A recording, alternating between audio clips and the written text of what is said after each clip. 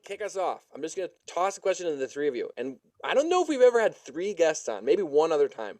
So this will be fun. We can all just see how it goes, and we'll try to chug through some of these questions.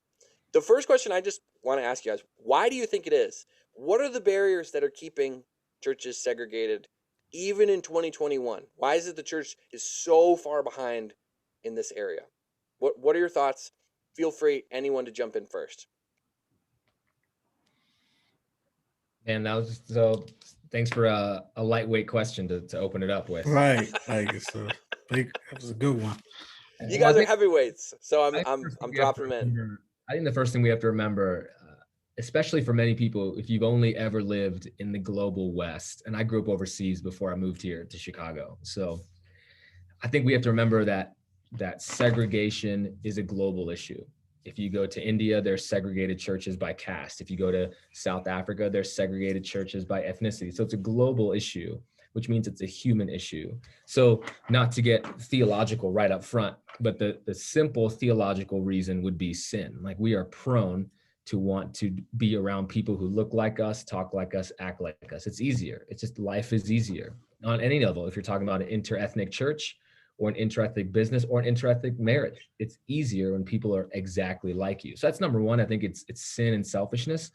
But then secondly, I would say in 2021, I think there has just been, in many churches, a non-intentionality to actually be segregated because of how messy it actually is. It sounds great on paper. Let's be multi-ethnic, let's be multi-racial, multi-generational, but it's very, very messy to actually do it well. And so I think there's just a fear to enter into something that is so messy. And for many people, I think they want to be multi-ethnic. They just don't know how. And it's difficult for them to enter that conversation because they just don't know how to do it.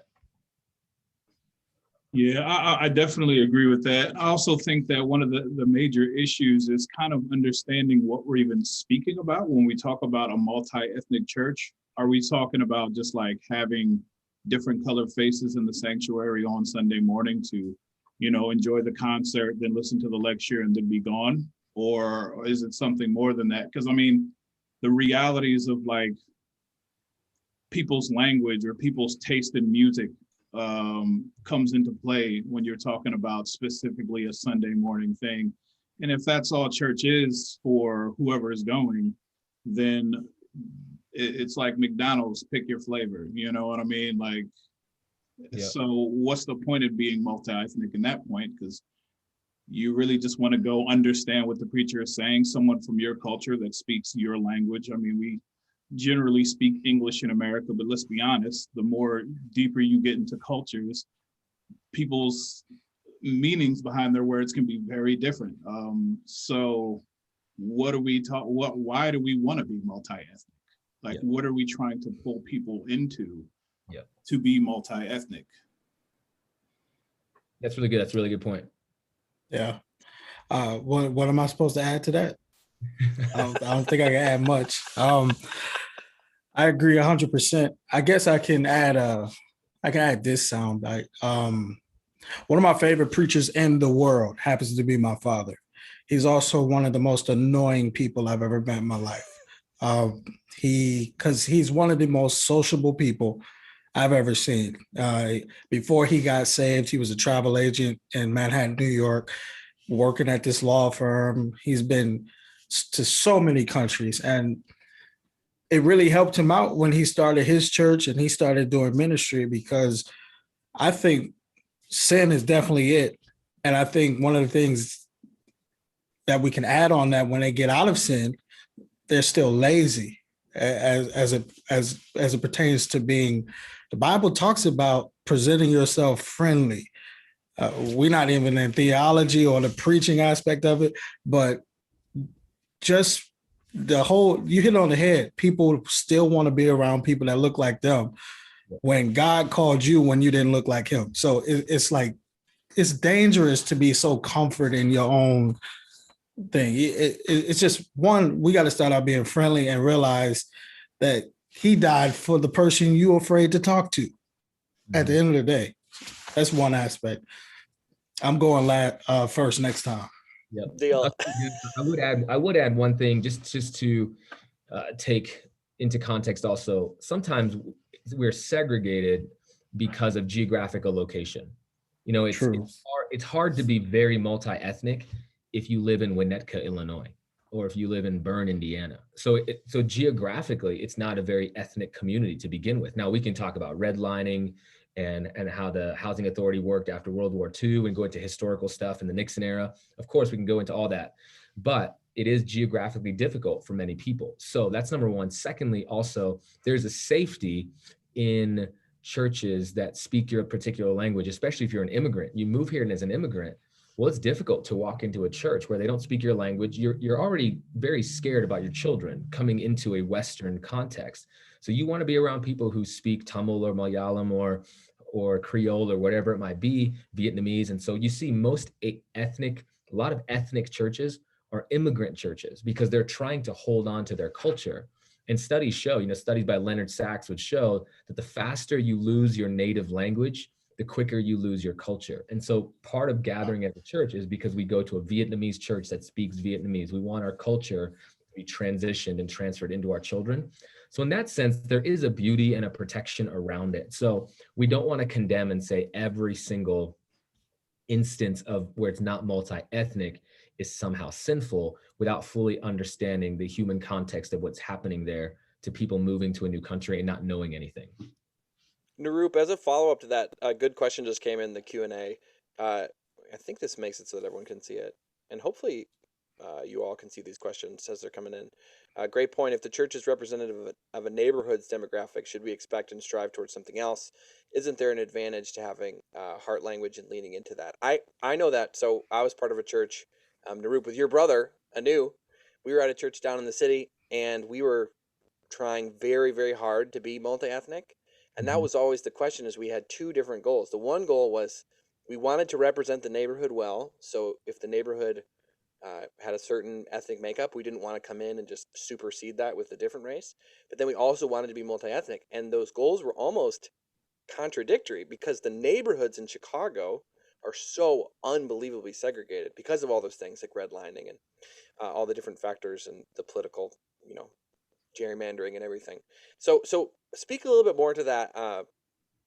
What is the balance? Because obviously there's something beautiful, and this is open to anyone. Jason, if you want to take this first, there is a balance or a beauty, right, of seeing races come together. So there is like a comfort, and the immigrant example is a great example, right? Like I went to a Korean church actually when I was younger for a little bit with my friend, and it was all people who spoke Korean, and they would do some in English, some in Korean.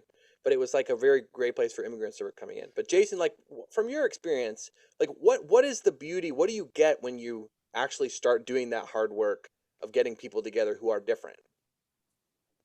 Let me go to the first point. So me being a music director at a couple of churches, I'm planted right now in a church that's predominantly Jamaican. I mean, they speak patois to me in front of everyone, knowing I know nothing about what they're saying. But the good side of that is, how you pronounce your name? Nirup? Yeah, Nirup. And I it's a catch-22 almost, because here we are discussing some of the issues with segregation, but for the first 5-7 minutes, we're talking about actually some of the great things about it. This is where that wisdom comes in. That wisdom comes in on. I think you got to start by teaching people to accept culture. Yeah, teaching people how I'm coming from my father, who was very cultural. I mean, I didn't have soul food till I was in high school. I grew up on Indian food. I grew up on Chinese. Well, New York, East Coast, you get Chinese food every 6 blocks. But Italian food, I was going to the restaurant, getting olive oil and Parmesan cheese with bread. My cousin's like, "What are you doing?" I'm like, "You don't know about this? Like, you're supposed to eat like this at an Indian Italian restaurant." So learning how to appreciate culture is one thing. But on the other side, it can be overwhelming, especially if you have a mind to be diverse. So to go back to the church I'm at now, that's predominantly Jamaican, they want to be diverse. but at the same time, they're so afraid about losing their culture that they're not accepting other cultures. They're actually putting their culture on other people, thinking that's being diverse, and that's not. It's a give and take. Correct me if I'm wrong, but you share something, they share something, but you got to be willing to accept what they're willing to share. Y'all can add to it. That's what I'm dealing with on Sundays. For sure, for sure. Aaron, you and your family came to Christ Church, which was the church I was working for, predominantly white church. What was that experience like coming into a church where you're for sure in the minority? Like, did you feel like you felt barriers to feeling like belonging, or like crossing those barriers? Well, I mean, I guess the point A to that, you'd have to understand a little bit about my background to understand how that affects me personally. Like, me and my wife are two different people, but for me personally, it's like I grew up in Philadelphia, predominantly Black neighborhood. My parents sent me to a school in Brookhaven, predominantly white neighborhood. So I had this mix of like being amongst big groups of just like predominantly Black people and big groups that were predominantly white. So, and my life continued through that for a while. So there's for me going back and forth between cultures, and not just Black and white, because the reality is like there's also a separation. Like you can't tell from looking through the camera, but I'm 6'8". So am I. Yeah. I I'm can not. tell. I wish. The camera. But anyways, and there's a certain aspect of my height that has always put me outside of like culture anyway. It's like, even though I'm Black and I'm a male, I'm still 6'8". So now I have another degree that I stand out from everyone else. So that being said, the simple fact is that like standing out and being different doesn't really bother me. Also, God gave me a personality that's just kind of laid back. I'm just kind of like, I don't know, whatever. So I mean, it really doesn't, it's just a different space where I'm amongst people that don't look like me, but nobody, like I'm 6'8", like I said, nobody really looks like me. So, I mean, there's really not much for me to tell about that. Like I go to this space, I think if it's different than anything I'm used to, I was a touring musician for 12 years, and musicians and artists are different than, most other people. It's like a different world, especially the touring musician scene. It's a little bit, it's not, you don't need a degree to join that scene. So, stepping into this job, and at this church particularly, it's more of like a corporate feeling environment. So, I mean, I'm not very much not that. But for what I do, it works. I'm tech and audio and all that kind of stuff. So no one really minds because no one talks to me about Jesus anyway. So, I don't have to be but so kept up in front of people. So, I mean, really, there's not much special to tell for that particular story of, I didn't come through the door and I wasn't scared. I didn't see Klan hoods everywhere I looked because I'm so shell shocked. You know what I'm saying? Like, that's not a thing for me. So, that just is what it is. And, not to downplay anybody that does have that, that feeling of insecurity in groups that don't look like them. It's just, I don't have that problem. I would just say to what we're talking about, really things start from the leadership of a church, if we're speaking specifically about a church. And so I have a lot of pastors who call me all the time and they'll say, how's your church so multi-ethnic and blah, blah, blah. And I usually ask them one question. I say, man, who of different ethnicities have come over to your house for dinner? And what I soon realize is that people often want a multi-ethnic church, but they don't want a multi-ethnic life. Their life is still very people who look like me, talk like me, vote like me, act like me. But I don't want. So we have to really look at the totality of the gospel. For the first time, the New Testament church was blowing people's minds. For the first time in the known world, you walked into a church. I mean, look at the Church of Philippi. The Church of Philippi was started by a Roman citizen who was a Jew who converted to Christianity, Paul and Silas. Their first convert was an Asian dealer, an Asian fashion designer woman Their second convert was a Greek slave girl. The third convert was a Roman GI.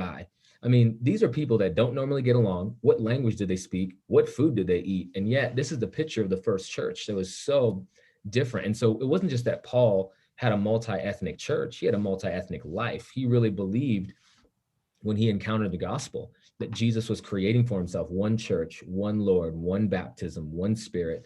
Ephesians 2 really is painting the picture of what this looks like. The entire book of Galatians is speaking to this reconciling work that the gospel does. So we have to first say, okay, am I aiming to have a life that's multi-ethnic? Now, here's some things you can control. You can control where you eat. You don't have to go to Chili's. I don't even know if people go to Chili's anymore, but you don't have to go there every time you go on a I date. had Chili's 2 nights ago. No.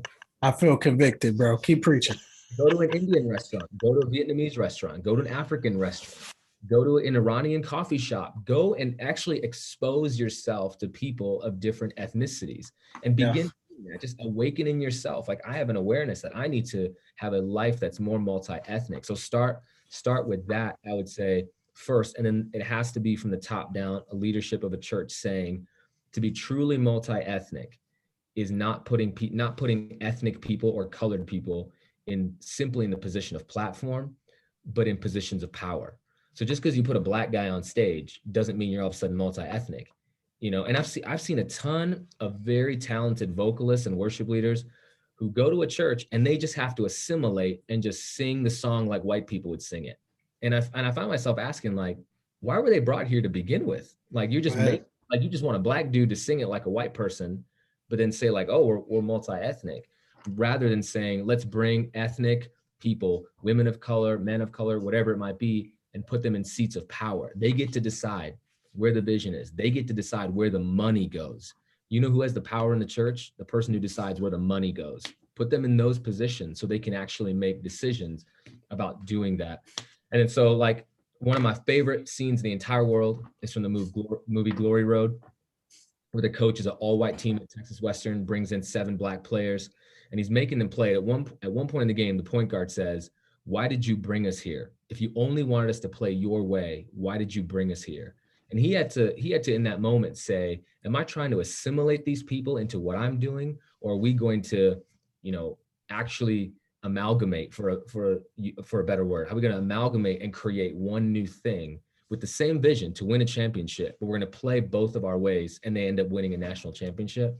And I think that's one of my best analogies of what it means to be truly multi-ethnic. Bring the best together, bring your worst, and work through healing in those moments.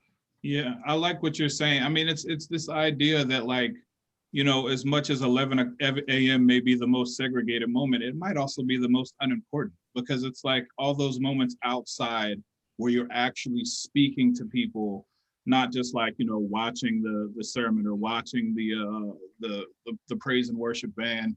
Like, when you're interacting with the other people of the church or people that don't go to your church, you know what I mean? It's like, that's the moments when, it matters whether you're multi-ethnic or not. Otherwise, it's kind of like, great, you got a bunch of different cultures sitting watching TV together. You know what I mean? It's like, there's no interaction. That's not like people getting to know one another. No barriers are being broken down. Well, maybe they are. I won't say no barriers are being broken down, but the work's got to be done, not Sunday morning. It's done in your running group, club,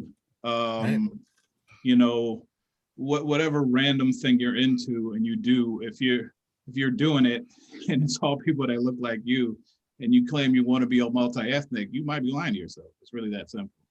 But my biggest pushback, I would say, is I just meet too many pastors who want multi-ethnic on the external things. So we go biking together, we go to the bar together, we go to the club together, we go golfing together. But unless someone has been inside of your house and they sit at your table, they are not part of your life. They got to be in your home at the table. For the New Testament church, the most intimate space was the table. The table where we say, man, we're all broken.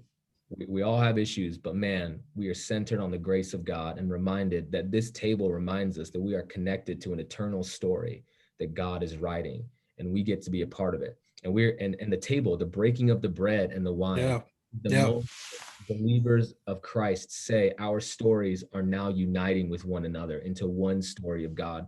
And until we have Christians who are willing to live lives or that we live open hospitality to people, I'm afraid we'll always be segregated to the extent that we might look ethnic, but we're actually not truly united in what God is trying to build. Jason, Listen, you got to give me a break, man. You out here preaching. You got to put periods in between these statements, man. Come on, but you talking good. Go ahead, Anthony. My bad, man. I'm trying. I'm stirred. Go ahead. Jason, you're good, man. We got a question specifically for you and Oh, wow. Aaron. I'll throw this up. It says, Jason, Aaron, our family wants to get out of our mostly white bubble and visit and hopefully attend a mostly black congregation in a town about 30 minutes away. Any advice on how we should approach this? The last thing we want to do is offend someone unintentionally. So what are your thoughts? And Jason, maybe you take a crack at that first. You might not like my answer. If you have sound like you really want to go to this church, if you go to that church and it offends them, that ain't the church you need to go to. At the end of the day, coming from some of my best, you want to know, pat your feet, clap and stomp, running around the church. I know that's one of the cultural things that people like, was in an all-white church in Alabama. That's actually where I learned and heard that certain style of music for the first time. Pastor Shelley. I hope they're still pastoring to this day. It was in a barn. Walk inside, there's hay on the ground. We sat on hay, little things, and the organist still was one of the best organists I've ever heard to this day. And I've heard some of the greats. I've played with some of the greats. And he was Caucasian. I think one of the misconceptions that we get is you just at the bare minimum, you need to go to where the gospel is preached and where God is truly at. I think everything else, eventually, the practical side things, that's the leadership. We can take care of that. But if you go to a church and you're worried about offending them from your presence, I don't know about that one. I think the key word church ought to suffice for the worrying. But if we get deep, it's a crapshoot on whose church you walk into nowadays. So I don't know. I don't see why people of color would be offended unless it's the wrong place you need to be. Like every black church, let's put it this way, I've been at, even out here in the Midwest, when somebody of a different race come in, they are excited. They are happy. They are extremely, welcoming.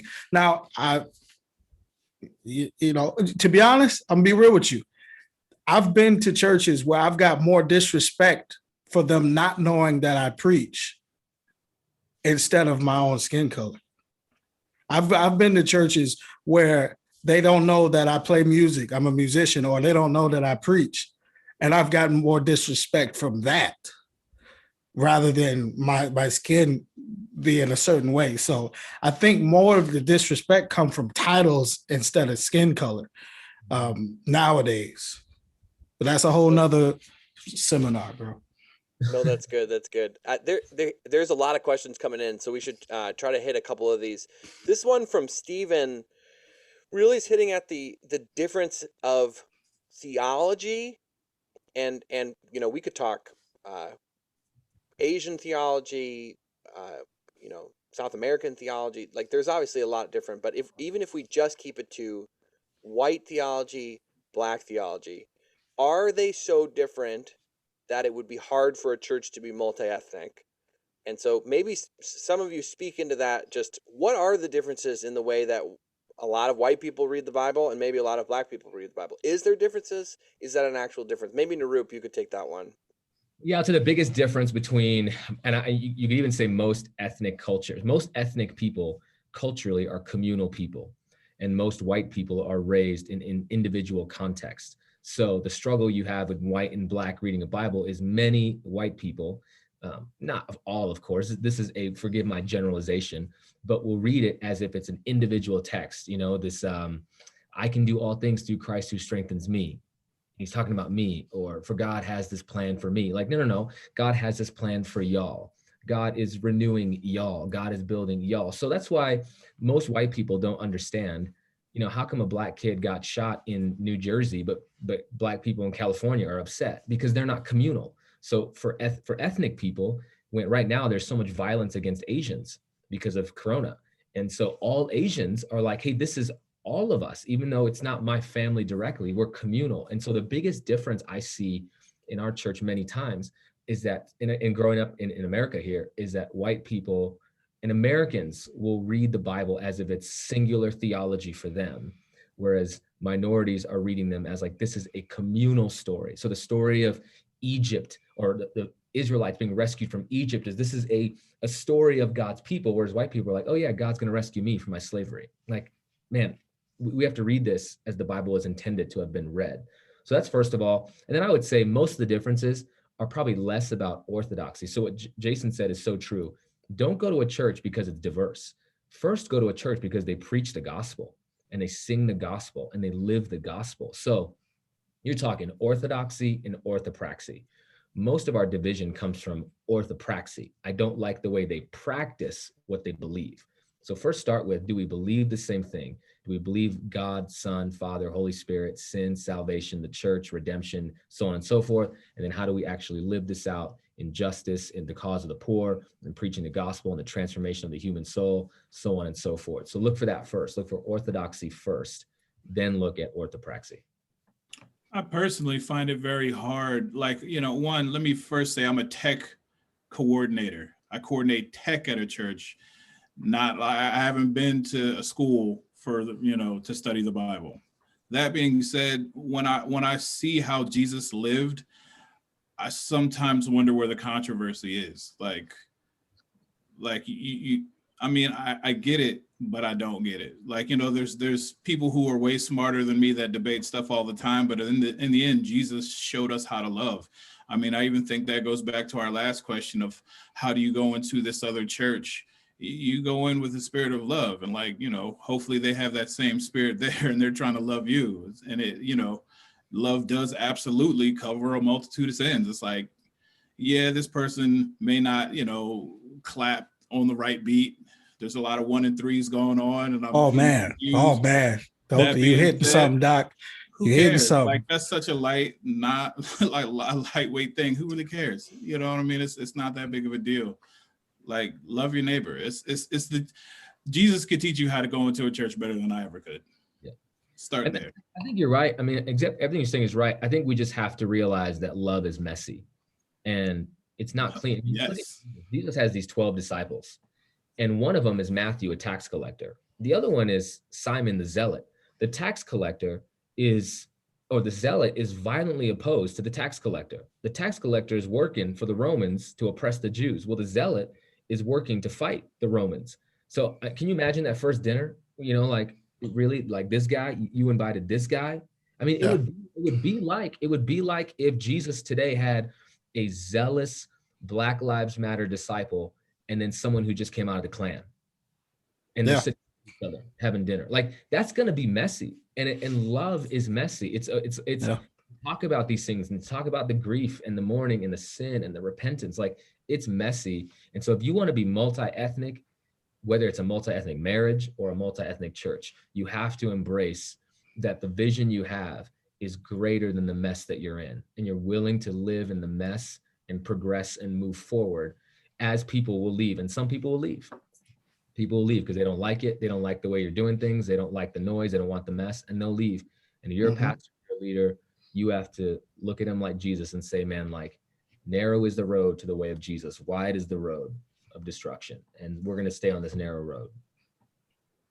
I gotta add to what you said, because I feel like that's one of the biggest phobias in church, is seeing people walk out the door because you hold up to a certain standard, because you hold up to a certain level of leadership. I would say, to your point, I've sat down and talked with the pastor of the church that I'm at, and one of his biggest fears is I've seen a lot of people afraid to do what God has been telling them to do, with the fear of losing membership.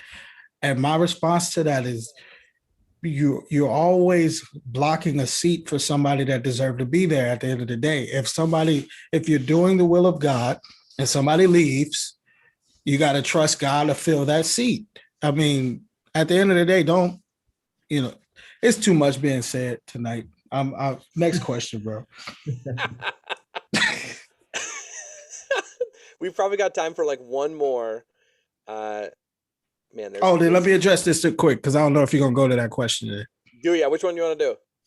No, it's not a question. It's just an addition. I think when they look at the cultural theology, I think one of the misconceptions is that people are mistaking theology for homiletics, the characteristics and the presentation of the gospel. You want to find a church that preached the gospel, right? But I think one of your questions was people are taking other people's stylistic traits and characteristics and rhetorical statements and stuff to deliver the gospel. And is that a problem? And I honestly don't think that's a problem at all. I think that goes way more. I think it should go deeper than the gospel. Like you said about the singing. Why would I bring you here to try to sing like a Caucasian, a white person? It's the same thing about preaching. Why did I bring you here?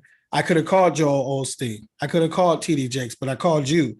What does God speak through you about? I want to hear your presentation of the gospel. I want to hear your song of the Lord. I don't want to hear. If I wanted a carbon copy, I would watch YouTube. Yeah. At the end of the day, that's the easiest route. I don't have to pay YouTube. I could just, TD Jakes or Joel Osteen's best sayings. Wow, I got an hour and 45 minutes I can watch, loop together of stuff. But I think we do God an injustice when we straight up base our salvation and our sanctification on how another Christian's living their life. Right. If it say let everything that have breath praise the Lord, then if you got breath, you ought to have a personal praise that can be seen by somebody that's experienced Jesus before. We're talking about food. Oh, taste and see that the Lord is good. I've had Indian food. It's bomb. Okay. If somebody else tell me to get some food and he said, what type of food? It's Indian. Okay. I know how it tastes. I know you're steering me in the right direction. Here's the problem. I can't trust your taste buds of God because it sounds like it's somebody else's. Yeah. It sounds like you're telling me how somebody else tasted a food that you didn't even try yet. You know how crazy that sound? Yeah, that's really good. And Anthony, to one of your questions, I would say one of the corrections we have to make today is that there is a bias that I tell my staff this all the time. I could walk into a room, I could walk into another church with our white campus pastor and our white pastoral intern. And automatically the assumption would be that those two guys know the Bible better and can preach better than me. So there is a bias against brown and ethnic people that we're not as well educated, that we don't know the Bible well enough, and we're all just hype and show or things like that. And so there has to be a correction made. And part of that is part of the Christian writing business, part of the way, like you go to a Christian college, all my textbooks were by white authors. All the chapel speakers are predominantly white. And so when you see an educated Black preacher, it comes across as an anomaly rather than the normality. Like there are wonderfully well-educated, brilliant minds who are ethnically diverse. And we as followers, take the church out. We just as followers of Jesus, there is no excuse not to find good Orthodox preachers, good Orthodox writers with good theology and doctrine, because we have this thing called the internet. So that's on each person to Google who should I be reading? And then actually it becomes normative, like, oh, okay. Because there was a time when people thought Black guys couldn't play basketball. Right now, everyone looks at a Black guy like he must be good at basketball. Because it wasn't normative. It wasn't normative. Looked at, oh, that guy's a freak athlete. There's not very many people that are good. Now it's like, oh, they can actually play. So we have to get past, Martin Luther King was criticized because he went to a liberal seminary. And the same pastors who were criticizing him were the ones who were telling the Orthodox seminaries not to let him in the first place. And you're like, well, let me get this straight. He wanted to go to your seminaries. You said no. Now you're criticizing the man for going somewhere else. It's the only place he could go. So we have to reclaim this idea that ethnic people are not somehow better educated or as well educated as their white counterparts, because that is a grave injustice that's happening even to this day.